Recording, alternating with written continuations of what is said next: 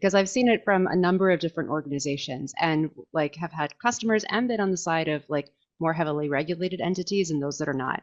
And my advice would be please, A, know the law, know what is applicable to you as the controller versus what your processors, what's applicable to them.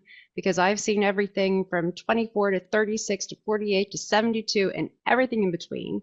And so, without undue delay, if that is what the law actually says for your processors, know that because I've gone like tooth and nail and to the mat with people on, 36 hours is the requirement. I don't know what regulation references 36 hours. I really genuinely don't.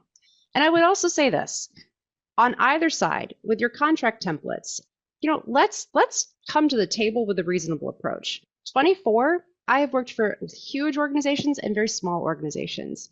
Operationally, if we're going back to the point that Kate made, no security team or legal team is going to have their act together to get 24 hours, and I don't see that in a regulation either. So be reasonable in your stance when you come to the table because I think we can all find like a middle ground here. But this is something that is so heavily negotiated, and people dig in their heels when it should be based in the law, based in fact, and your company's security stance, and maybe you come to a point with a vendor that if you have to have 36 hours, that vendor isn't the right vendor for you.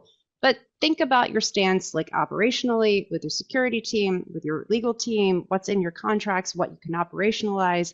It's something to genuinely sit down and not just be like, of course, we have to have all the information as immediately as possible. Immediately, also, like, can we get away from immediately, please? Because I don't know in what world that is going to be something that's like so easily operationally like feasible for everyone. So I don't know. I feel very, very strongly about this and could say a whole mouthful.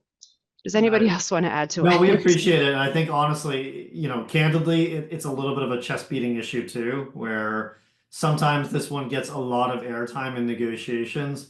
When anybody who's actually been in incident response, I know Kate and Dave and Kathleen certainly have as well, like knows that like how incidents actually work and all these things is incredibly complicated.